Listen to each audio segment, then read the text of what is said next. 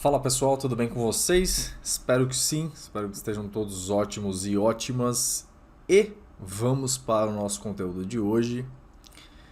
Antes de falar sobre ele, não se esqueça, dê o seu like ou não dê o seu like. Se você gostar, se você curtir essa temática, encaminhe esse vídeo para alguém que você acha que possa gostar também. E se você não gostou dessa temática, encaminhe para alguém que você não gosta. De qualquer maneira, você me ajuda, tá bom? Bom, o texto de hoje, que foi publicado há alguns dias já, existem boas respostas simplistas para problemas complexos. Bem interessante. Esse texto, o título dele é uma frase de um amigo com quem eu fiz uma live em 2021. Naquela época da pandemia, milhões de lives, todo mundo lembra dessa época, né? Insuportável de alguma forma, mas muito produtiva em termos de conhecimento. Isso a gente não pode negar, né? E é um amigo que trabalhava com mobilidade, né? Um grande conhecedor do assunto. E nessa live ele falou assim, cara, geralmente para qualquer problema complexo, existe sempre pessoas dando respostas completamente simplistas. E geralmente elas estão completamente erradas, né? E aí esse vídeo, essa live, né? Como eu falei, foi há 2 anos, mas essa frase ficou reverberando na minha cabeça por muito tempo, né? Eu assimilei ela rapidamente. E isso me lembrou, a primeira vez que eu vi o diagrama lá do desenvolvimento sustentável, que a gente chama de diagrama de Venn, ou Van, não sei como é que fala, que são aqueles 3 círculos, né? Que se encontram em algum... Né, eles se encontram em um ponto, né, os 3 se cruzam em um ponto e cada 2 deles fazem mais uma intersecção. Então o diagrama de Van para desenvolvimento sustentável são 3 pilares, econômico, social e ambiental. Né? Então onde todos eles se encontram é o desenvolvimento sustentável, de fato acontecendo. E tem cada intersecção de 2 deles tem uma outra característica. Só que assim, toda formulazinha, todo modelo teórico, né, eu falei, puta, será que é mais uma tentativa de algum modelo muito simplista tentar responder ou explicar uma realidade muito complexa? E aí, isso até me trouxe um certo receio, assim, já estava meio que vacinado isso da época da graduação, lá em economia, principalmente naquela parte quando você fala de variáveis macroeconômicas, né? Você isola uma variável para entender, né, as alterações nela, qual efeito isso tem nas outras variáveis macroeconômicas, então já tinha certo receio com isso. Porém, neste diagrama em particular, veio na minha mente uma outra ideia. E se ao invés de tentar explicar a realidade, você tentar fortalecer uma visão meio que oculta. O que é a visão oculta? É o desequilíbrio entre as variáveis. Não necessariamente o efeito de uma sobre outra, mas o efeito do desequilíbrio. Quando uma delas é muito preponderante, de fato, que é a ideia que eu acabei de explicar aqui, né? Uma está isolada e ela tem um efeito maior, mas e o contrário? Quando ela não está presente, né? Não que isso não tenha nas análises econômicas, mas eu acho que é uma ideia que estava um pouco esquecida. E aí eu trouxe, olhando o diagrama de desenvolvimento sustentável através da ideia principal que o meu amigo falou nessa frase. Então, esse texto, antes de falar sobre quais são as ideias, as intersecções que chegaram à minha mente para casos de energia, acho que tem dois conceitos que a gente precisa relembrar, né? Desenvolvimento sustentável. Desenvolvimento e sustentável ou sustentabilidade são conceitos razoavelmente simples, né? A semântica deles é razoavelmente bem conhecida, né? Desenvolvimento, você está num patamar e você vai para um patamar maior ou melhor ou mais expandido ou que gere mais bem-estar, né? Então pressupõe uma ideia de evolução, sair de algum lugar para um lugar melhor, em algum estágio. E a sustentabilidade tem a ideia de você reproduzir seus hábitos, seu meio de vida, seu bem-estar, a maneira com que você se relaciona com o meio ambiente, a maneira com que você se relaciona com as outras pessoas, em qualquer instância. A sustentabilidade é você conseguir reproduzir isso pela maior possibilidade de tempo. Né? Então, repetir esse consumo por muitas vezes, muito tempo. Sem afetar, sem gerar o caos ou levar à beira do abismo, tanto você quanto as próximas gerações. Né? Então, a sustentabilidade passa um pouco por essa ideia. Claro que cada um vai ter uma ideia diferente, tem valores, as pessoas têm valores diferentes, têm concepções diferentes, então cada ponto desse, de fato, vai trazer uma aplicação diferente dessa semântica, dessa explicação. Mas, de qualquer maneira, eu fiz um raciocínio, um exercício aqui sobre a parte de energia. Né? O que de fato você... quando você aplica projetos de energia, pode ser tanto consumo de energia quanto geração de energia, não quis diferenciar muito nesse sentido, mas o que acontece quando você aplica a isso? Né? Então aqui no texto, o que eu coloquei? As intersecções, tá? Social, econômico, econômico-ambiental, ambiental-social.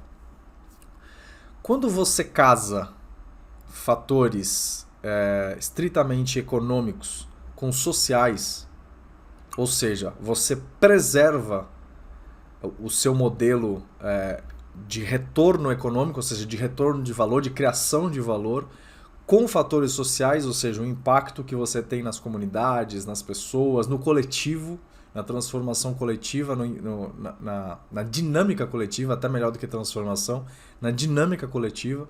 Quando você ameniza a pressão sobre esses dois fatores e eles casam muito bem, você tem uma ideia de justiça. É a ideia que eu coloquei, a minha ideia é justiça.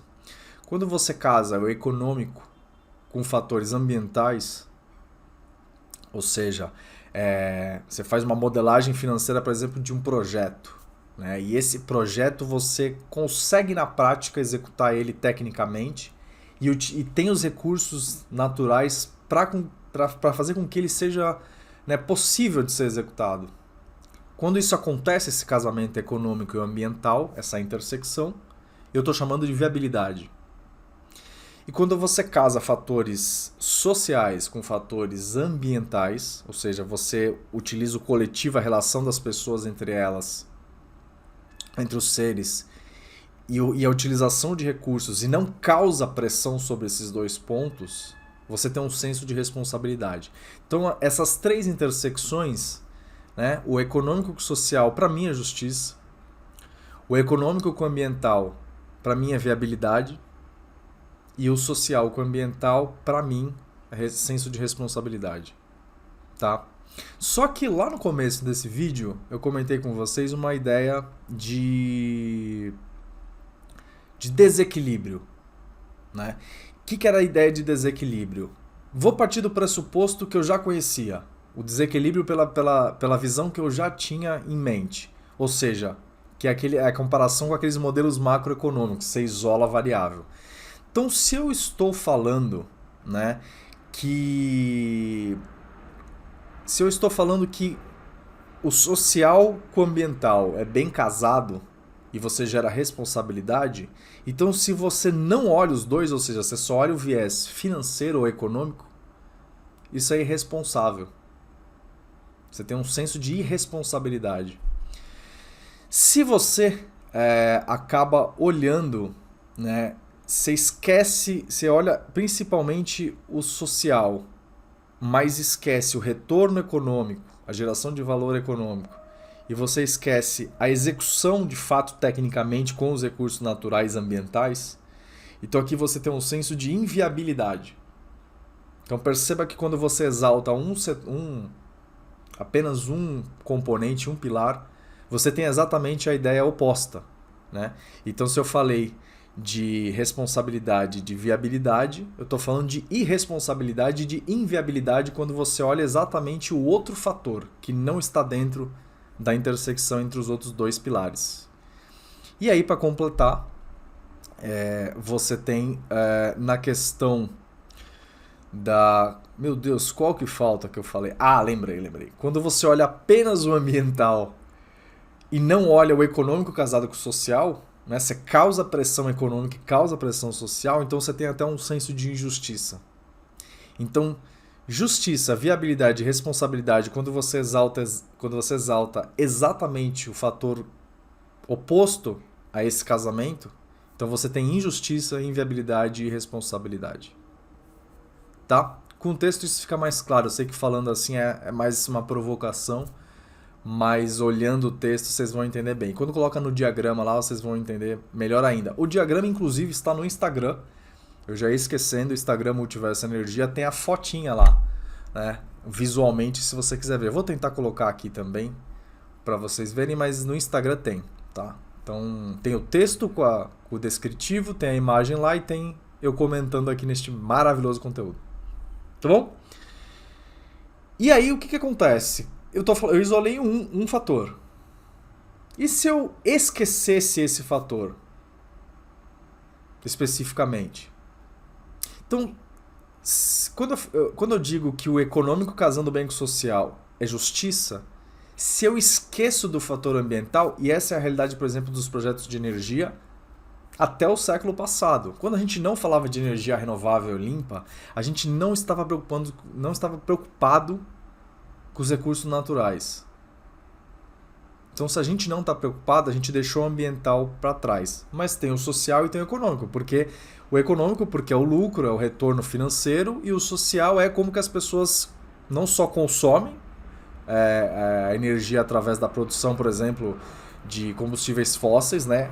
Os combustíveis fósseis, tudo que eles produzem e tudo que eles facilitam a vida das pessoas, ou facilitaram até o século passado, por exemplo, tem um impacto social positivo. Mobilidade, meios de consumo, habitação, a própria produção industrial, né? Tudo que está envolvido com a atividade humana tem um impacto positivo na atividade humana e trouxe retorno financeiro para quem investiu nisso, foi legal. O econômico e o social casou bem, mas e os recursos ambientais? Então, se eu digo que econômico e social casando bem é justiça, mas eu esqueço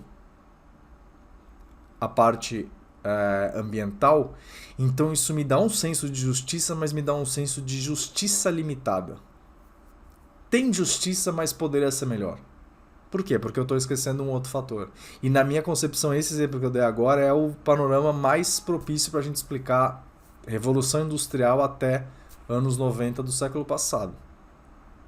Não se preocupava com os recursos ambientais. É a mesma coisa que a gente fala hoje. Talvez daqui a 20 anos, 30 anos, 50 anos, essa discussão seja totalmente relevante. Mas hoje, você discute se você... eu não vou em tal lugar porque eu acho que não tem oxigênio.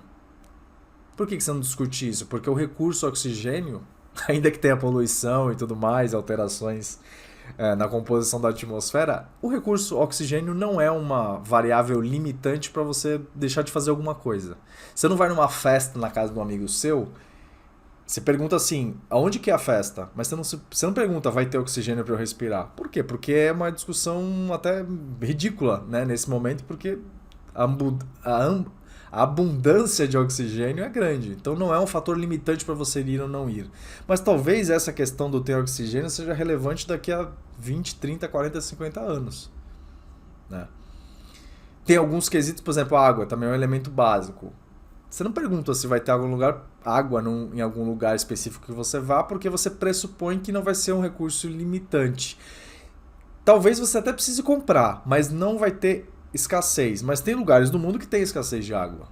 Talvez aonde você vá não tem, mas em lugares do mundo tem. Então essa discussão talvez não seja relevante para você que tem uma condição social bacana e isso não faz sentido.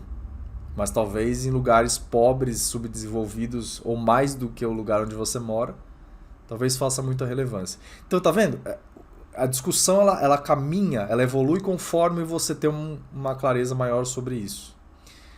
Mas só para fechar aqui, tá? Então acho que esse é um exemplo clássico, né?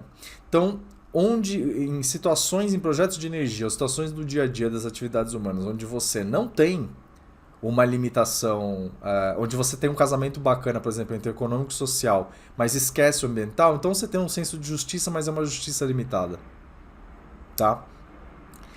A mesma coisa para os outros fatores, onde você tem o econômico casando bem com o ambiental, mas esquece o social, você tem uma viabilidade, mas é uma viabilidade limitada. Ela não é plena.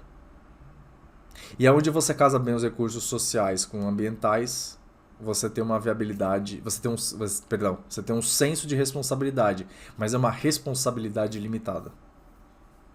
Tá? É isso. Bastante coisa. Bastante conteúdo nesse vídeo, né? É uma ideia que é um vídeo, um áudio para você ouvir, refletir, voltar a escutar de novo, porque eu tive que fazer isso algumas vezes.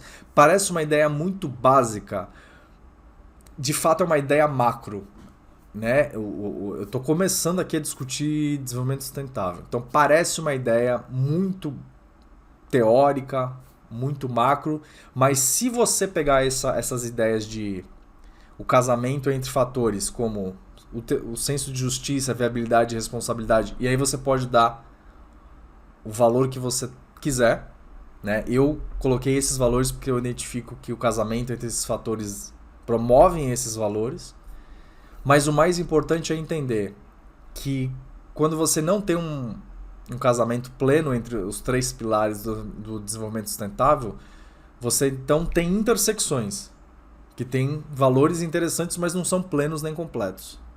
Acho que essa é a ideia aqui. Tá bom? Acho que é isso. Bom, o texto basicamente começa a discutir isso. A ideia é pegar tudo isso aqui que a gente falou e começar a aplicar. Essa filosofia por si só, ela não é útil. Essa discussão aqui por si só não é útil. Então a gente tem que começar a aplicar isso daqui. Porque eu estou apenas recortando uma ideia para poder explicar. Mas se essa ideia continuar recortada, ela se torna um tanto quanto inútil. E a nossa ideia aqui é trazer utilidade para a discussão. Tá bom? É isso, espero que vocês tenham gostado. Mais uma vez, um beijo na família, na Cecília e nas crianças. E até o próximo vídeo. Tchau!